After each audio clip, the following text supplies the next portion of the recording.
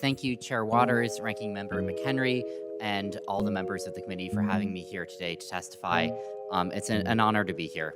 A little bit about my background first. I grew up in Stanford, California, went to MIT where I majored in physics, and spent 3.5 years as a quantitative trader after college. My goal has been to find ways to have positive impact on the world and to maximize that, and to do so by supporting some really fantastic organizations. In 2017, I felt like it was time to try starting up my own thing. So I left my job and I moved out west and ultimately got involved in the burgeoning cryptocurrency ecosystem. I spent about a year trading, and I, in late 2018, began with my co-founders building out FTX. FTX is a global cryptocurrency exchange. We are the second or third largest exchange globally, depending on what metrics you use, processing about $15 billion per day of trading volume on the platform. About a year and a half ago, we started up FTX US, our United States-based and servicing operations. A few points on FTX and the broader cryptocurrency industry. The first is that I think that the industry has the potential to improve a lot of people's lives. There are a lot of ways that this can happen. I think that the payments side of this gets a lot of attention, and rightfully so. Every time that a common consumer goes to a market to purchase goods, they pay multiple percent in fees to intermediaries, and that's if they're lucky. When you look globally, trying to send money back to your loved ones at home is extremely difficult. It can cost tens of percents in fees. It can take weeks to arrive. It can get embezzled by various third-party scams in the middle. And in general, the global financial ecosystem is not one where sending assets to those who are important to you is easy to do. And this hits the people who are least off the hardest, who have the least access to the financial ecosystem as it exists today. When you look at the number of people who are underbanked or unbanked, both in the United States and globally, it's indicative of a system that does not work for everyone. And this is a product of the intermediation involved. It's a product of how the larger institutions have evolved.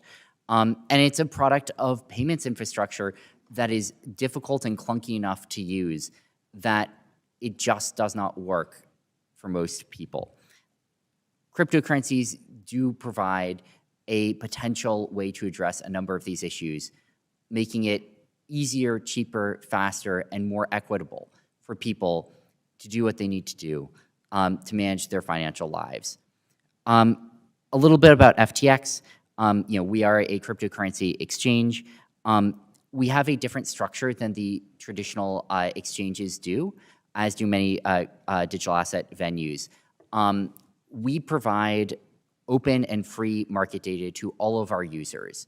On a traditional venue, you pay tens of millions of dollars per year if you want access to the data of the market that you're expected to be placing orders in.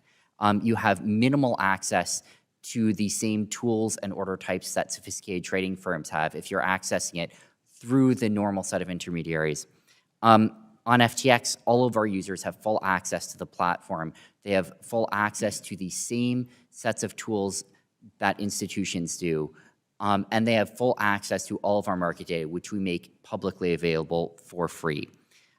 This is true whether you're accessing it via API as a sophisticated institution, via our website, or via our mobile app. We've also put a lot of work into the risk controls on our platform. This is true from the financial crime side, where we conduct sophisticated know your customer diligence on all of our users. In order to identify any illicit activity, we monitor via multiple solutions all blockchain transfers into and out of our exchange. It's true of our risk engine, which is a 24/7 risk engine that is unlike the traditional financial ecosystem where risk builds up overnight, where there need to be separate risk models for weekends and overnight activity and holidays, where hours or days can go by with no ability to mitigate risk to the system. We have a transparent system where all of our data is all of our public market data is openly available and free, where risk parameters are transparent. And we are already regulated and licensed.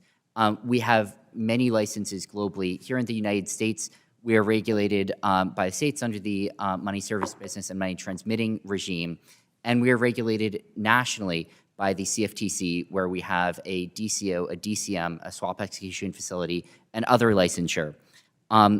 We strive to conduct all of our business in a transparent and regulated manner. I think that it is coming, and I think it is important, and I think that it is healthy that the industry will be regulated.